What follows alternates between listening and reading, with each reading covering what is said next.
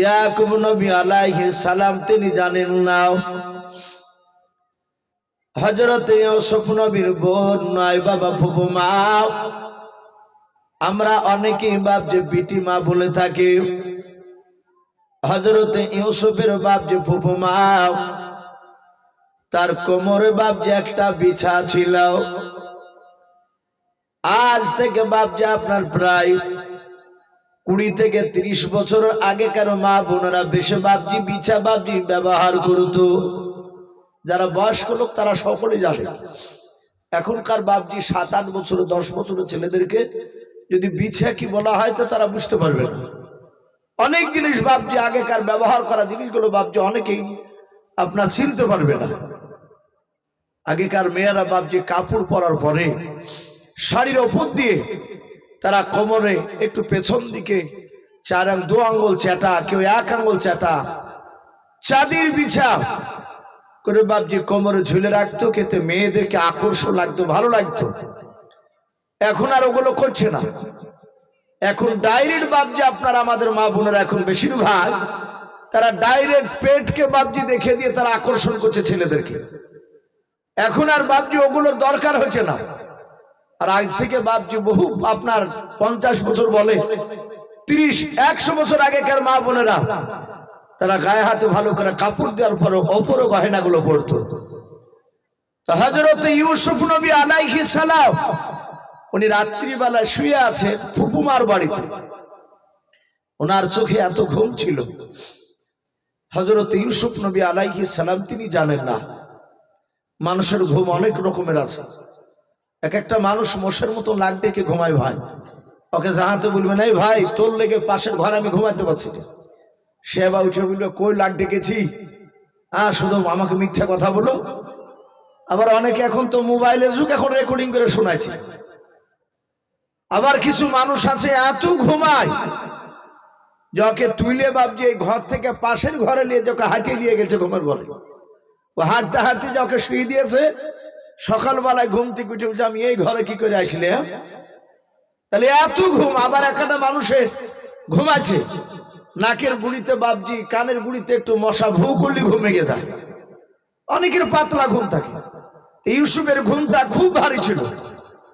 ইউসুফ আলাইহিস সালাম শুয়ে আছে, ওনার ফুফুমা কোমর থেকে বিছাটাকে খুলে ইউসুফ আলাইহিস সালামে কোমরে বাপজি জামা তুলে ভরে দিয়েছে, কোমরে গেঁথে দিয়েছে।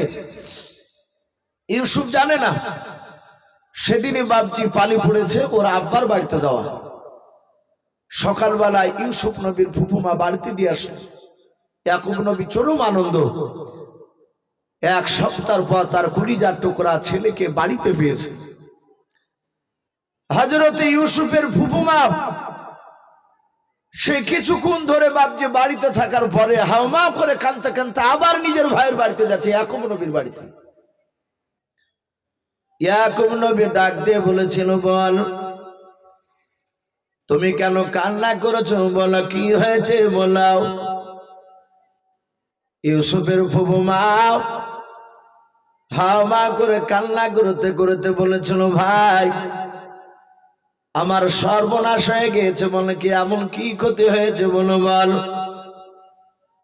বলে ভাই আমার বাড়িতে আমার কোমরের বিছাটা খুলে আমি আলমারিতে রেখেছিলাম, আমি লুকিয়ে রেখেছিলাম। আমি আমার কলিজার টুকরা ইউসুফ ছেলেকে তোমার ছেলেকে তোমার বাড়িতে রেখে গিয়ে আমি বিছাটা খোঁজ করতে গেলাম। খোঁজ করতে গিয়ে দেখি যেখানে ছিল সেই জায়গায় বিছাটা নাই। গোটা বাড়িটা খুঁজলাম, কোথাও পাওয়া গেল না। ইয়াকুব নবী বলেন বড় তোমার বিছা হারিয়ে গিয়েছে তা আমি কি করে বলবো বলাও। বলে ভাই আমার বাড়িতে তোমার ছেলে আর আমি ছাড়া কেউ তৃতীয় মানুষ গত রাত্রিতে কেউ ছিল না। বলে কে নিয়েছে জানো, বলো না ভাই, কিন্তু আমার ধারণা আমার মনে হয় তোমার ছেলে ইউসুফ হয়তো নিতে পারে। ইয়াকুব নবী আলাইহিস সালাম মনটা ভারী হয়ে গেল। উনি জানেন আমার ছেলে ইউসুফ কোনোদিন চুরি করতে পারবে না। আমার কোন ছেলে আজ পর্যন্ত চোরের কোনো বাপ আপনার এরকম তহমত শুনতে পাওয়া যায় না। হযরত ইউসুফ নবীর আব্বা ইয়াকুব নবী বলেছিলেন, ওগো আমার বল শুনে নাও, আমার ছেলেরা অন্যদিকে চঞ্চল হতে পারে কিন্তু তোমার পিছা নিবে না। বলো ভাই তুমি একটু ইউসুফকে ডেকে জিজ্ঞাসা করাও। ইউসুফ নবীকে ডাক দিয়ে জিজ্ঞাসা করা হলো। ইউসুফ নবী আলাইহিস সালাম ডাক দিয়ে বলেছিলেন, ওগো আব্বা আমি আমার ফুফুমার বিছা তো দেখে নাই, আমি নেই নাই, কোথায় রেখেছিল তা তো আমি জানি না। বলে বোন দেখলে আমার ছেলে অস্বীকার করলো, সে তো নেয়নি জানে না। বলে ভাই শুনে নাও, আমি মৌখিক কথা বিশ্বাস করি নাই, ওর পা থেকে মাথা পর্যন্ত তুমি তার পকেট গুলো খুঁজে দেখো, তার দেহতে দেখো। ইয়াকুব নবী পকেট গুলো চেক করলে বোন বাপনি আপনারও সন্দেহ করেছে। ইউসুফের পকেটে যখন পেল না, জামাটা বাপজি খোলার পর দেখে বাবা তার কোমরে বিছাটা ভরা আছে। ইউসুফকে ইয়াকুব নবী বললেন, বাবা ইউসুফে তোমার কোমরে বিছা কেন? তুমি যে কিছুক্ষণ আগে বললে যে আমি নিই, আমি জানি না। ইউসুফ বলে না আব্বা আমি জানি না, আমার এই কোমরে বিছা আসলো কি করে? হযরত ইউসুফ নবী আলাইহিস সালাম কাঁদতে লাগলেন। ইউসুফের ফুপুমা বলল, ভাই তাহলে হাতে নাতে ধরা পড়ে গেছে ইউসুফ, বলো তোমার শরীয়ত অনুযায়ী বিচার কি হবে? বলে বোন ইউসুফ তোমার বাড়িতে 6 মাস থাকবে। আমি ন্যায্য বিচার করে, আমি আদিল ওয়ালা বাদশাহ, ইনসাফ করেন ওয়ালা বাদশাহ, আমি কারো দিকে কট টেনে কথা বলি না। আমি আল্লাহর কোরআনকে নয়, আমার উপরে যে আপনার কিতাব পাঠিয়েছে আল্লাহ, যে কিতাবগুলোকে বাপজি শরীফা কিতাব বলা হয়। আমরা জানি গোটা পৃথিবীর মধ্যে বাপজি যত নবী আল্লাহ পাঠিয়েছেন, রসুল পাঠিয়েছিলেন, তার মধ্যে থেকে 4 জন রসুলের কাছে আসমানি কিতাব পাঠানো হয়েছিল, তাওরাত, জাবুর, ইনজিল আর কোরআন মাজিদ। আমরা জানি এগুলোকে আসমানি কিতাব বলা হয়। এই 4খানা কিতাব বাদ দিয়ে আরো নবী রসুলের কাছে যা কিতাবগুলো আল্লাহর কাছ থেকে এসেছিল সেগুলো ছোট ছোট কিতাব। ছোট বইলে একবার এরকম ছোট বই তা নয়, তাতে আইন কানুন একটু কম ছিল এই 4খানি কিতাবের তুলনামূলক, তাতে হুকুম কম ছিল।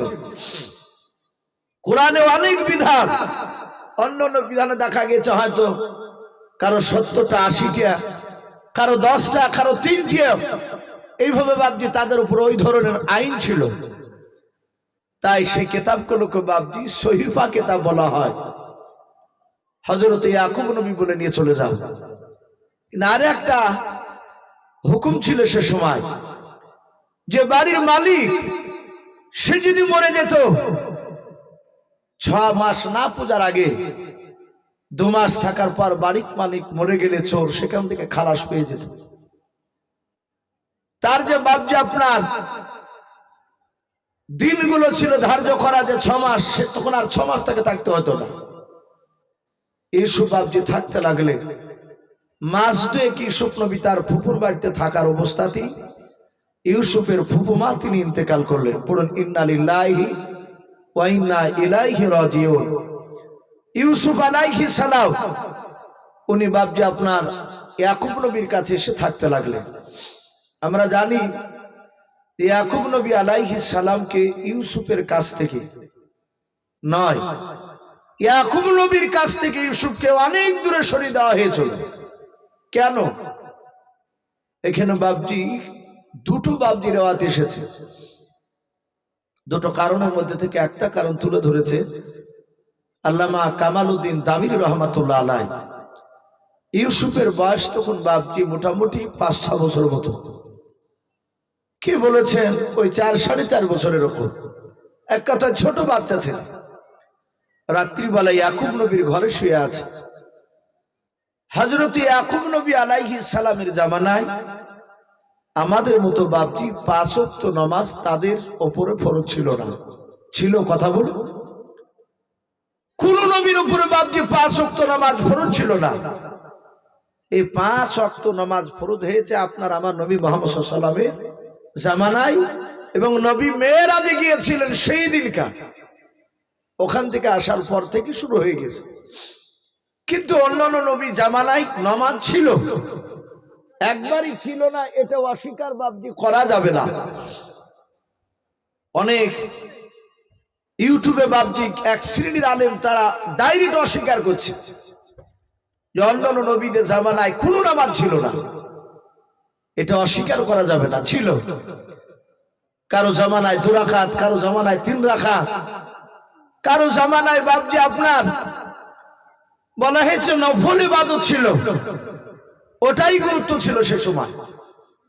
হযরত ইয়াকুব নবী আলাইহিস সালামের জামানায় নফল ইবাদতে বাপজি সে সময় গুরুত্ব দেওয়া হতো।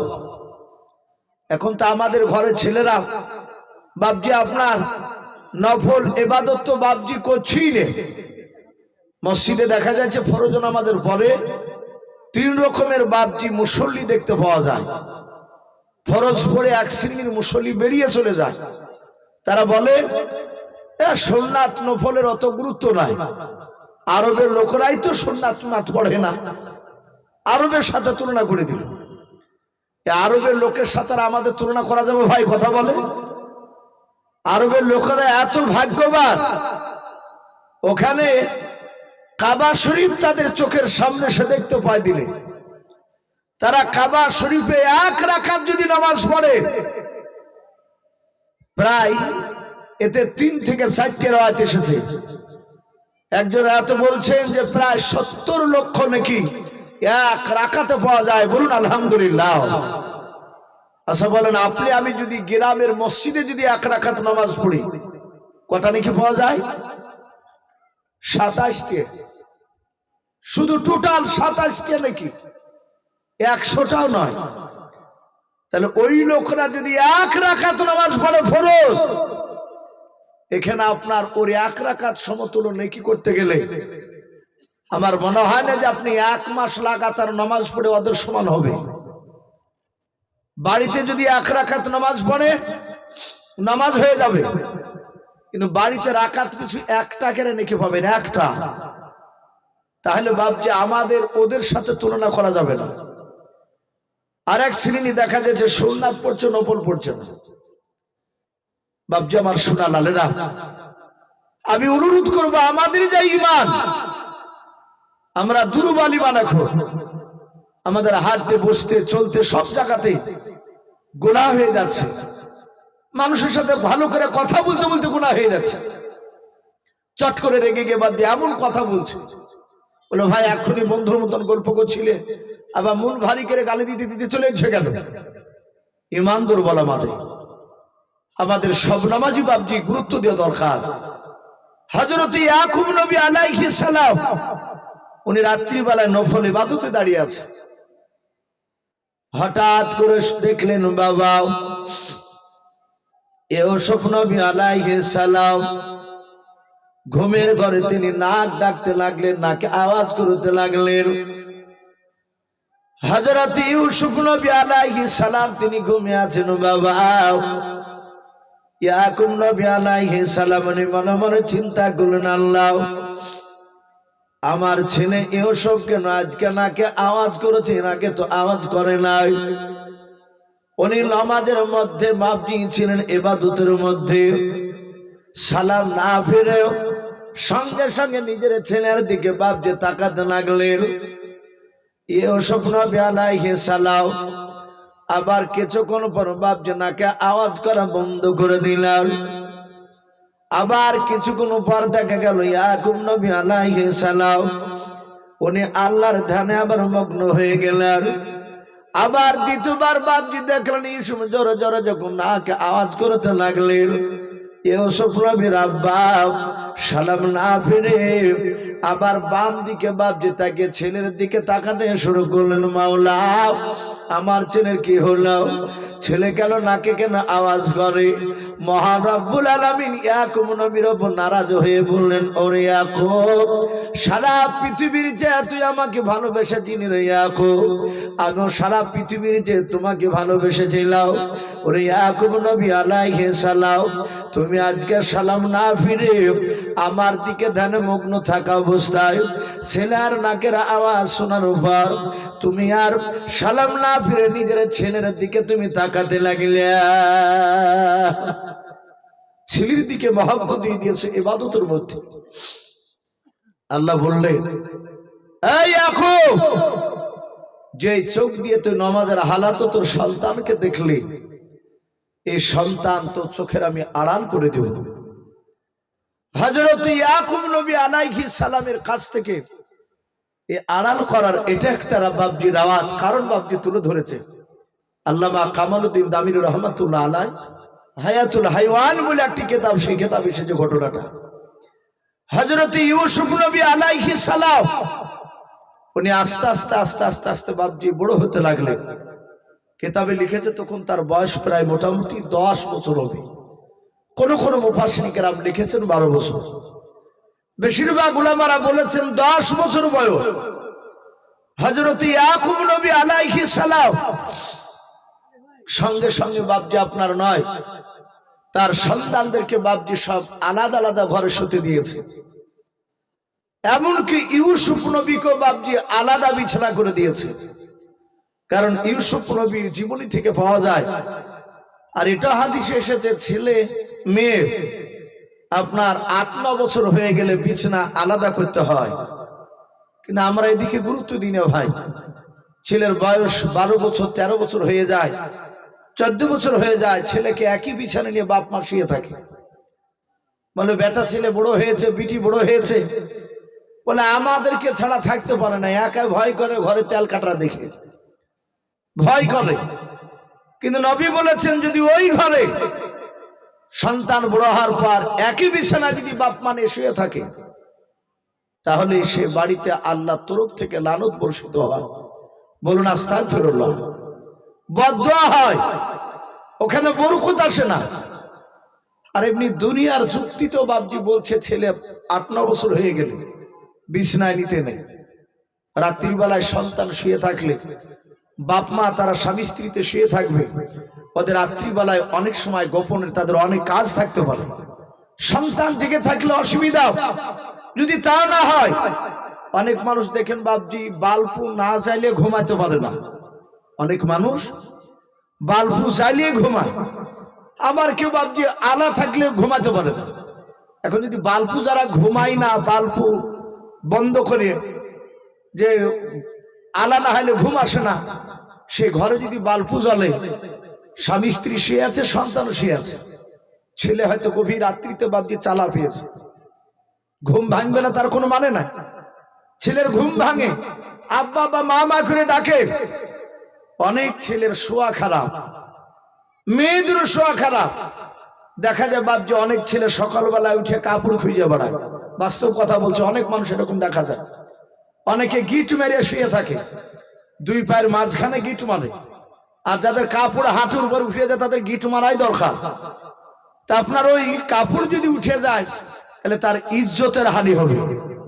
সন্তান তো বুঝতে পারে, তো এই জন্য বাপজি সন্তানকে ফুসলে ফাসলে তাকে আস্তে আস্তে বাপজি 1-2 দিন করে করে করে মাঝে মাঝে শোয়াতে শোয়াতে তাকে আলাদা করে শোয়ানোর ব্যবস্থা করতে হবে। হঠাৎ করে একদিন এসে থাকতে পারবে না। হযরত ইউসুফ নবী আলাইহিস সালাম রাত্রিবেলা শুয়ে আছে, তার ভাইরা শুয়ে আছে, ওনার আব্বাও শুয়ে আছে। কিতাবে লিখেছে ইউসুফ আলাইহিস সালাম রাত্রিবেলা স্বপ্ন দেখলেন। স্বপ্ন কি দেখলেন?